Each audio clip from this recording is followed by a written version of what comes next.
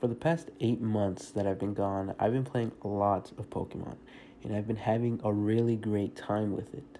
But I've always wanted to play some of the older games on the older systems, and that's exactly what I'm going to do today. Today, I'm going to be playing Pokemon Black and White, specifically the white version, for no specific reason. And I haven't seen anything about this game, so I'm going in completely fresh, and I'm excited and how it's gonna turn out.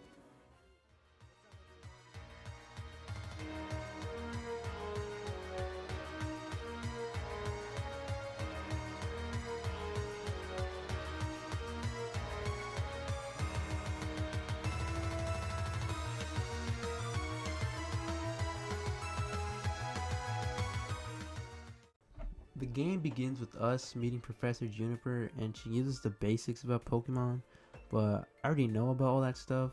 Don't you remember? I'm a Pokemon master. I wouldn't that hurt me too? Ooh. We get to pick a character, and obviously I picked the boy character and named him after myself. Oops. Anyways, the professor introduces us to our best friends, Charon and Bianca, and we all meet up at my house since we received presents from the professor, which are obviously Pokemon. Now I get to choose my starter. I can go with Sneevy, the grass one, Pig, the fire one, and Oshawott, the water one. But from the look of these, I think we can all tell which one is the best one. We all know the cooler type, the one type that we all love. Grass. I chose Snavy, Bianca chose Oshawott, and Charon got left with the pig one. Bianca was excited that she got her first Pokemon and that she wanted to battle me, and of course, I destroyed her. Bianca then forced Charon to fight me, and I also completely destroyed him. Now they know who's on top of the food chain.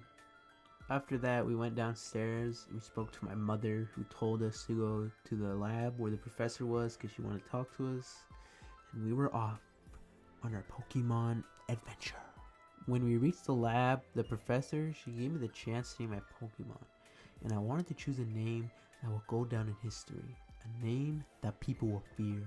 A name that people will bow down to. A name like Stain. After that, the professor starts to talk about all the stuff she already told us in the beginning, and she ends up giving us a Pokédex and tells us to meet her at Route 1 so we can learn how to catch Pokemon, but I already know how to do that. She gives us some Pokeballs and tells us to meet her in the next city, but before we could go down Route 1, Bianca decided to see which one of us can catch the most Pokemon before we reach the city, and of course, I'm going to win. And as I was going down Route 1, I encountered my first Pokemon. It was a Lillipup. I hit him with a tackle, and then I threw a Pokeball, and just like that, he was mine. I just had a feeling that this Pokemon was going to be the Pokemon that was going to be the most useful to me, so I wanted him to have a useful name. And what's the most useful part of your body? That's right, your nose. So I named him Nose. I made my way down the route until I came across a Patrat, and I hit him with the good old tackle Pokeball combo, and boom, my second Pokemon. And I bet you're wondering what I named him. I didn't. Now I had 3 Pokemon to my name, and I was ready for whatever came next. I met back up with Bianca and Charon, and we compared Pokemon. Bianca and Charon both had 2, but I had 3, and I won because I'm on top of the food chain. The professor calls us up, telling us to meet her at the Pokestop, but I'm not a noob, so no thanks. While out in the city with Charon, we run into this protest group run by this guy named Gitsis, and they're basically calling for the liberation of Pokemon because they think they should be out in the wild and not Pokeballs or whatever. They pack up their stuff and leave, but me and Charon get approached by this guy named N, and he's talking about Pokemon, speaking to him and stuff like that. So then he challenges me, and of course I beat him. I'm not a loser. Then he goes off crying about Pokemon should have been Pokeballs, even though we had Pokemon and Pokeballs. Then Sharon tells me to go to the next city and fight the gym leader so I can get stronger. So I start making my way to Route 2 till I get a call from my mother telling me she's gonna bring me some running shoes so I can move around faster. As I'm making my way along Route 2, I don't really encounter any new Pokemon. I get challenged by this little boy who thinks they can beat me, but they can't because they suck. But I did end up fighting a Purloin, and I caught them. And I wanted to name it by the man who created the most famous cat, the one and only Dr. Seuss. I beat up another kid until finally I reached the next city. But before I can enter it, Bianca wanted to battle. So, of course, I had to put her in her place and completely decimate her. I finally entered the city to challenge the first gym leader. But he wasn't at the gym, and he was at some school thing.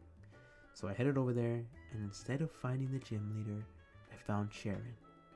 And he wanted to fight. Normally, I would destroy him, but his Pokemon has learned a fire move. So I'm basically doomed since all my other Pokemon are like level 1. So if Stain died, it was an automatic lose. Knowing I might lose, I challenged him. It was easy in the beginning, slapping him around his non-fire Pokemon. And then he whipped out Tapic. I got him down till all I had to do was hit him once. But I also was one-shot. This last move would decide the outcome.